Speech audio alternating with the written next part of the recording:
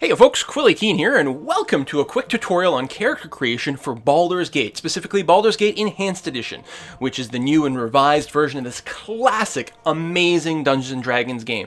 I just noticed that it's on sale this weekend on Steam, and I figure there's probably going to be a lot of people checking this game out, so I should talk about how to build characters, because it's not really the most straightforward thing in the universe. Part of the reason is, this is based on classic 2nd edition Advanced Dungeons & Dragons, and the rules for games back then were not necessarily quite as streamlined and orderly as they might be today.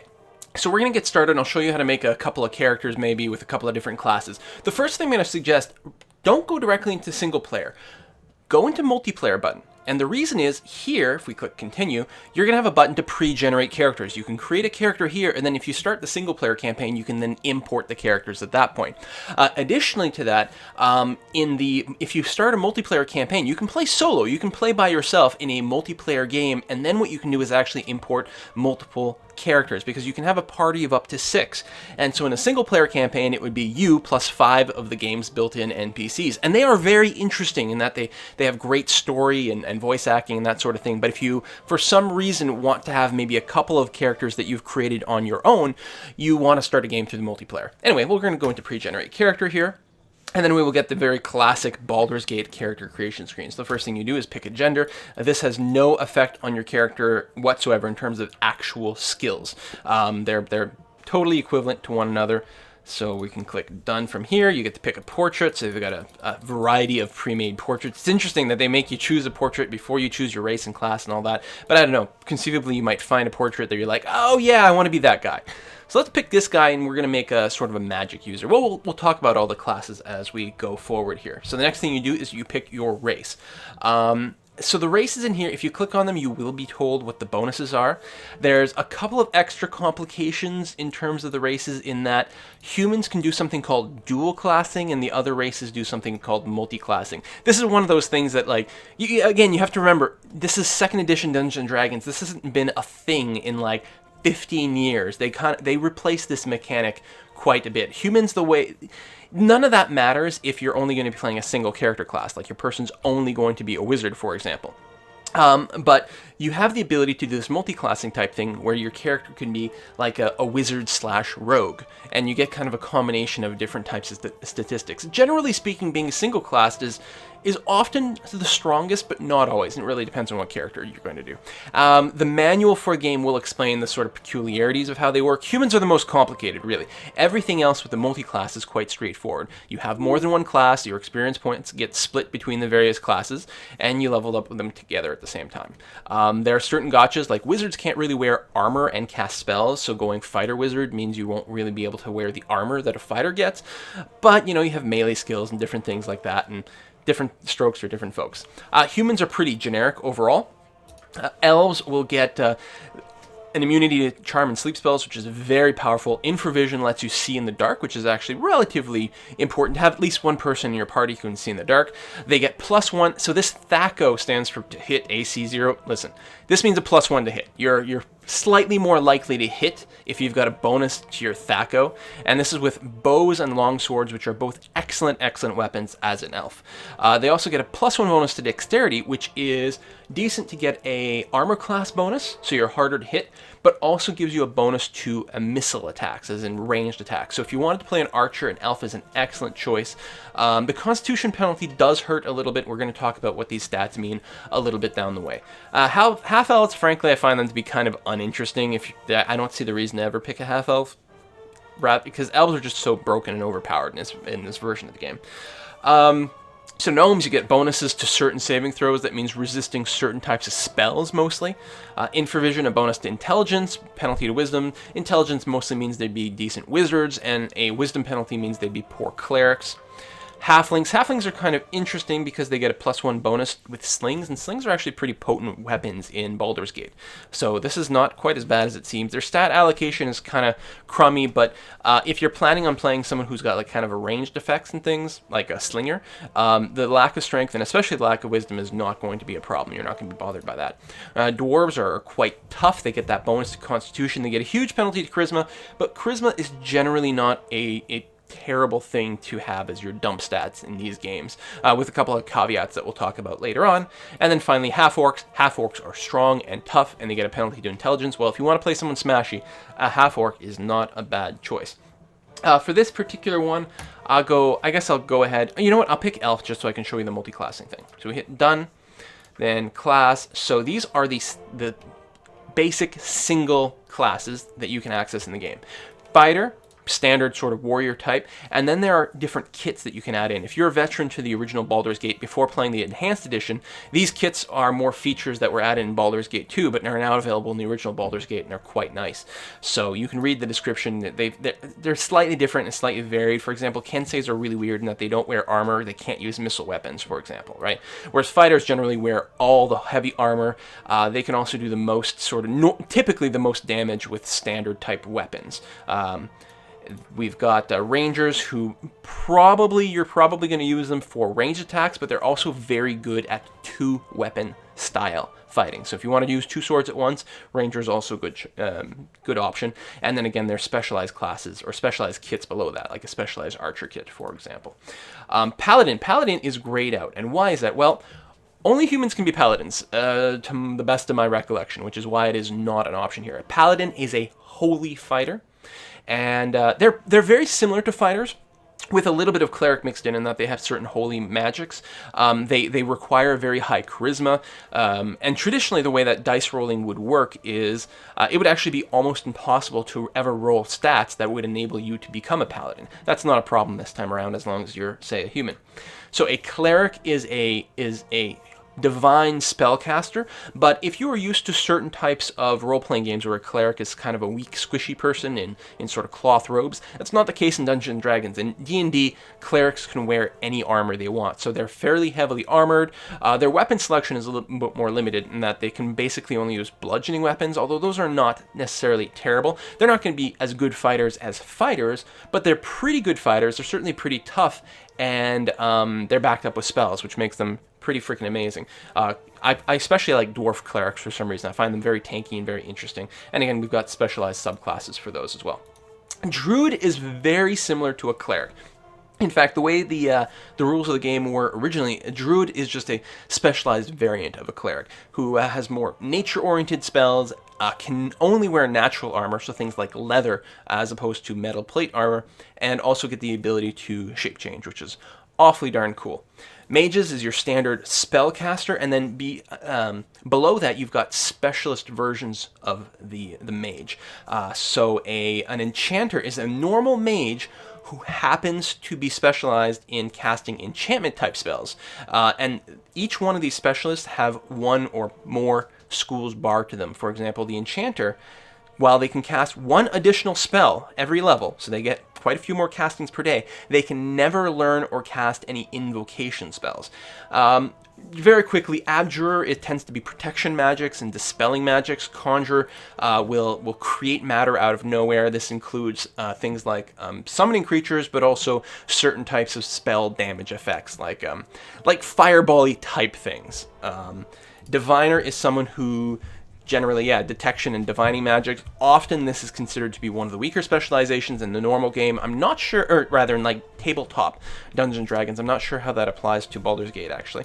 We've got, so enchanters, manipulating the minds of sentient beings. You're looking at charm spells, that sort of thing. Illusionist, they summon illusions, but that includes a lot of defensive illusions like invisibility and mirror image and that sort of thing.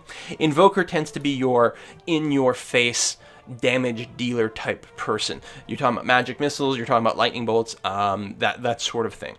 Necromancer, undead magic, summon undead, and things that drain strength out of people. And a transmuter is someone who transforms matter into different matter, and that involves in classical D&D that would involve certain types of defensive magics, but also the ability to shape change yourself.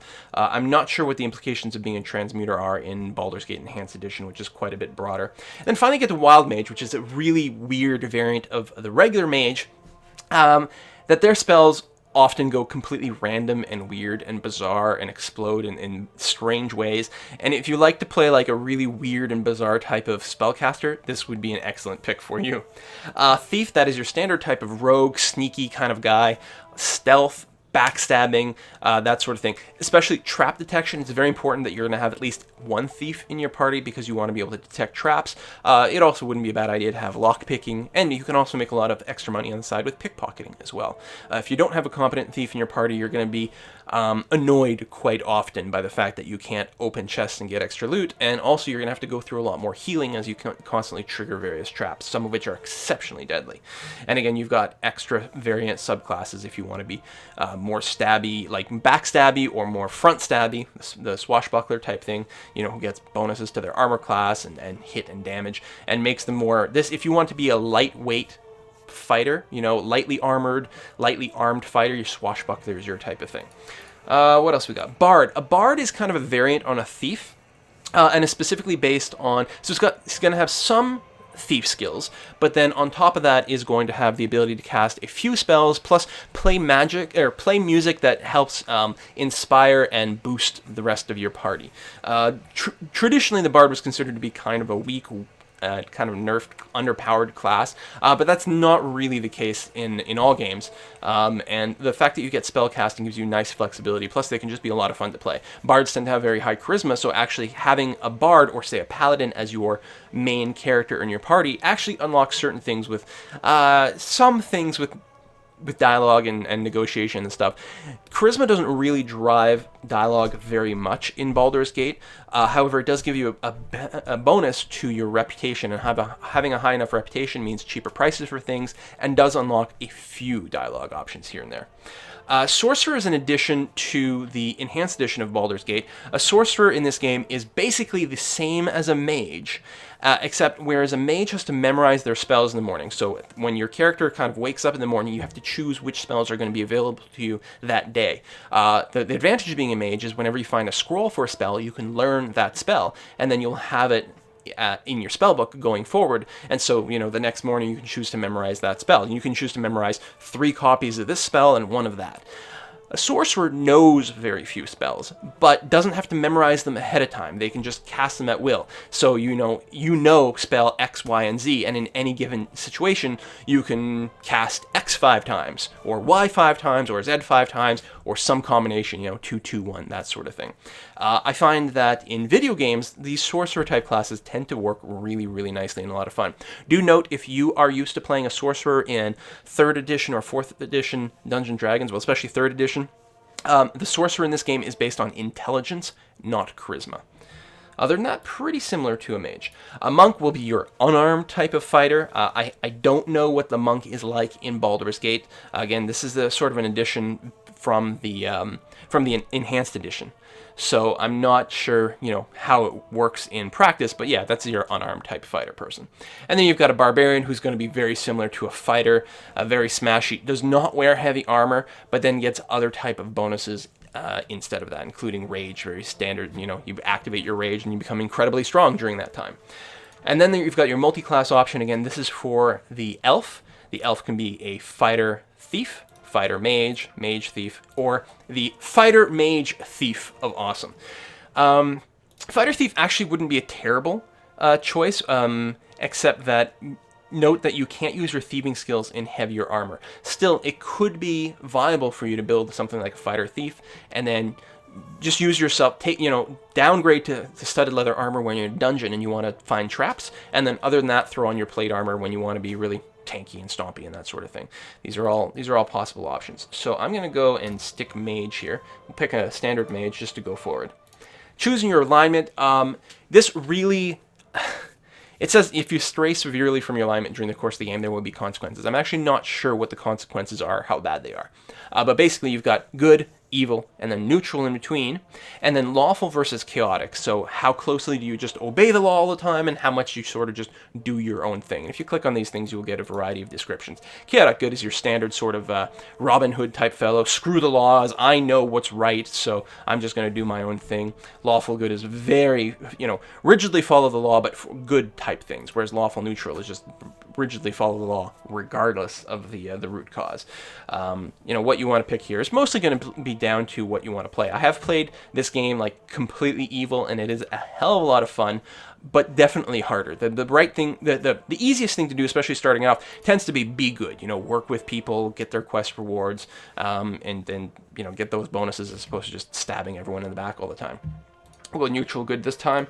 Abilities. So this is the root of the game. You've got 6 statistics, 6 abilities, and they really define quite a bit of your character. Strength, dexterity, constitution, intelligence, wisdom, and charisma. The first 3 are physical. Strength, most important for heavy melee characters, because the higher your strength is, you can get a significant bonus to hit, it can actually improve your chance to hit, as well as increase the amount of damage you inflict. Also, it gives you a bonus to how much you can carry before being overburdened.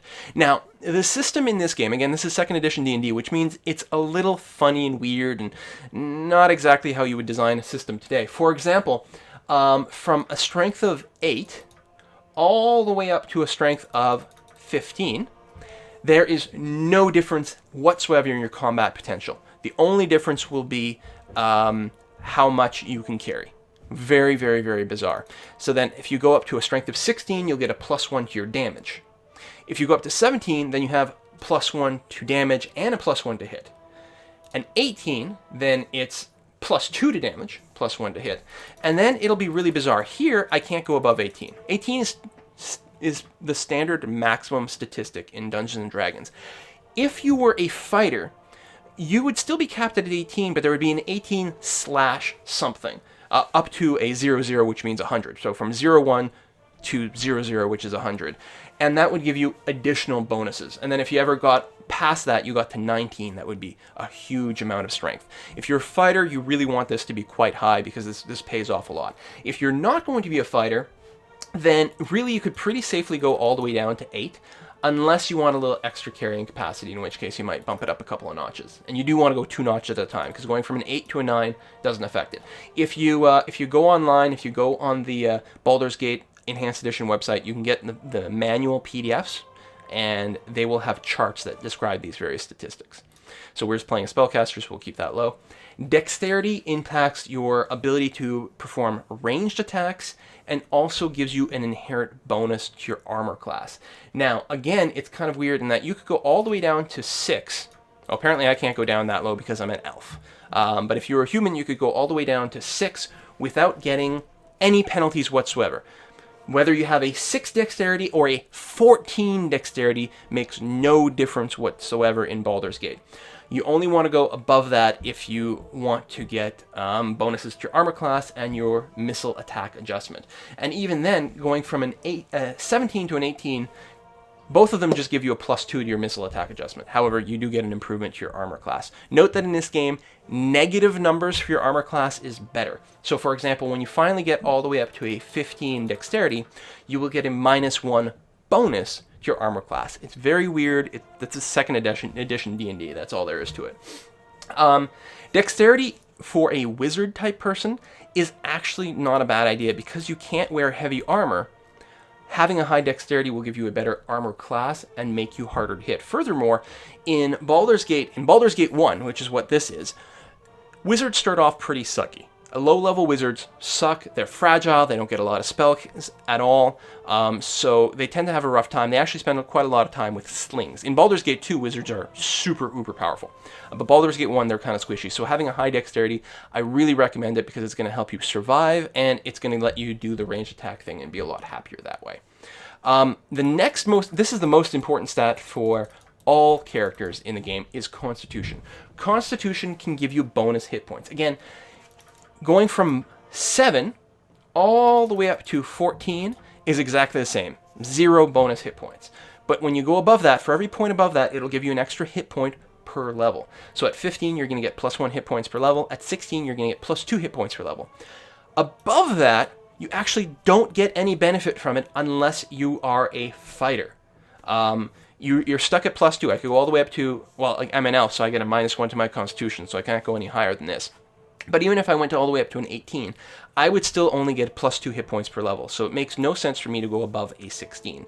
However, if you're a fighter, max this out. You're gonna be a frontline guy, and you can take advantage of it. Hit points are really good because you got to remember you're only getting somewhere from like 4 to 10 hit points per level. So getting an extra +1 or +4 hit points per level is huge. Baldur's Gate is very unforgiving. You will lose characters. It is very dangerous. You want them as survivable as possible. This is old school gaming. Life was hard. Defense, defense, defense, defense. Very, very, very important. That brings us to the end of the physical stats. So if I pop down, there we go, to the mental statistics now. Intelligence. This is the prime stat for wizards. Basically, you want to max this out as much as possible if you are a spellcaster. The reason is this will affect, or if you're a wizard type, a mage type, because this will affect your chance to learn spells as well as your maximum number of spells per level. Now, I don't know how much of an impact this has on a sorcerer, but for a mage, it's incredibly important. Do keep in mind there are ways to increase your attributes, your abilities here in-game. And that can bring you above the normal maximum. So if you start with an 18 and then you find a Tome of Intelligence, it can bring you up to a 19 intelligence.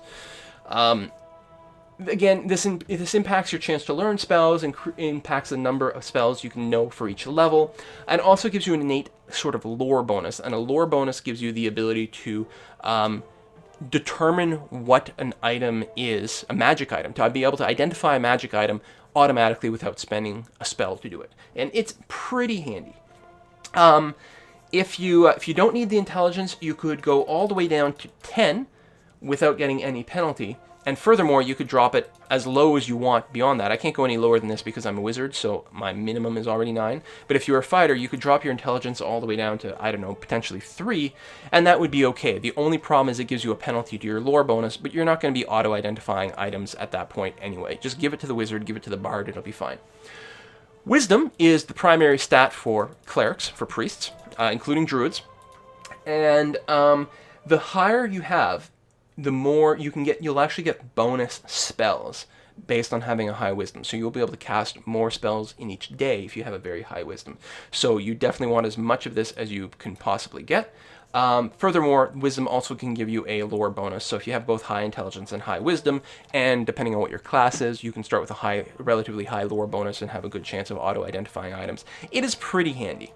Finally, we're bringing you to charisma. Again, charisma is really not very critical in this game whatsoever. Technically, from 13 and up, you can actually get a bonus to your starting reaction adjustment, which affects how NPCs react to you, including prices for items, and it can unlock a few things here and there. If you want to be able to kind of do absolutely everything in the game, you can roll with a high charisma, but in practice, I don't find that it's terribly, terribly important. So it's very likely to be my dump stat. In a lot of games, because you can improve your reputation and your action through a few other means throughout the game anyway. So let's go ahead and just drop some stats in here just to say that we've got something. And oh, the other thing is you can re-roll, right? So this tells you the total number of points. Technically, this is old school gaming where you roll for all your statistics.